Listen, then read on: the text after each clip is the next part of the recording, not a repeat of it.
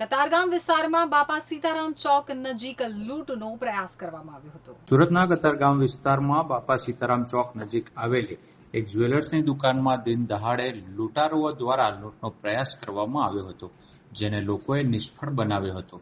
મળતી માહિતી અનુસાર સુરતના બાપા સીતારામ BRTS રોડ પાસે NB જ્વેલર્સ નામની દુકાન આવેલી છે, જેમાં બપોરના સમયે એક લૂંટારો લૂંટના ઈરાદે દુકાનમાં પ્રવેશ્યો હતો અને સોનાનો હાર ખરીદવાની વાત કરી રહ્યો હતો। જેમાં મોકો જોઈને આ લૂંટારાએ દુકાનના કર્મચારી માટે લાઇટર વાળી મૂકી તમામ સોનાના દાગીના અને રૂપિયા બેગમાં મૂકી દેવાની વાત કરી હતી, પરંતુ વાતથી ગભરાયા વિના જ્વેલર્સના માલિક અને કર્મચારીઓએ આ લૂંટની ઘટનાને નિષ્ફળ બનાવી હતી અને લૂંટારાને ઝડપી પાડી પોલીસને સોંપી દીધો હતો। સમગ્ર ઘટનાને લઈને કતારગામ પોલીસે વધુ તપાસ હાથ ધરી છે। નરેન્દ્ર રાજપૂત। નરેન્દ્રભાઈ, તમારી દુકાન કઈ જગ્યાએ આવી છે અને શું ઘટના બની છે? સાહેબ, મારી દુકાન બાપા સીતારામ ચોકડી NB જ્વેલર્સ નામની દુકાન છે, KBC બિલ્ડિંગ પહેલાં।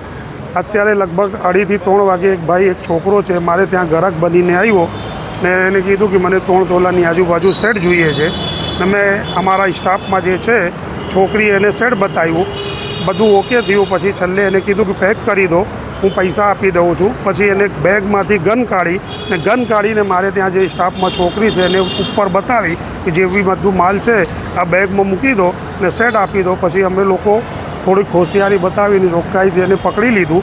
પકડીને અમે પોલીસને જાણ કરી, તરત જ પોલીસ આવીને એને પોલીસ સ્ટેશન લઈ ગઈ। શું સાવચેતી રાખવી જોઈએ આવી રીતના જ્વેલર્સ લોકો આવી રીતના?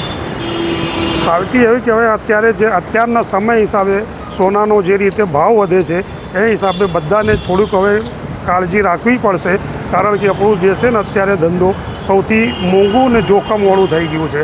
એટલે બધાને થોડુંક જે છે ને હવે દરેક શોરૂમ ભાઈઓને થોડુંક ધ્યાન ને વ્યવસ્થિત CCTV કેમેરા ચાલુ રહીને માણસો વધારે રહી એ રીતે લોકોને થોડુંક કાળજી રાખવી પડશે। કઈ રીતે આને હોશિયારી વાપરી હતી અને તમે કઈ પ્રકારે એને પકડી પાડ્યો? પેલું હોશિયારી એ પહેલાં જે છે ને ગન બતાવી, પછી અમારે વોચમેન કાકા છે ને એને પહેલાં પકડ્યું, પછી એ બેગ લઈને બહાર ભાગ્યું, એટલે બહાર નીકળીને બૂમાબૂમ કરી ને તરત જ બધા આવી ગયા આજુબાજુવાળાએ, પછી બધાએ પકડી લીધું એને।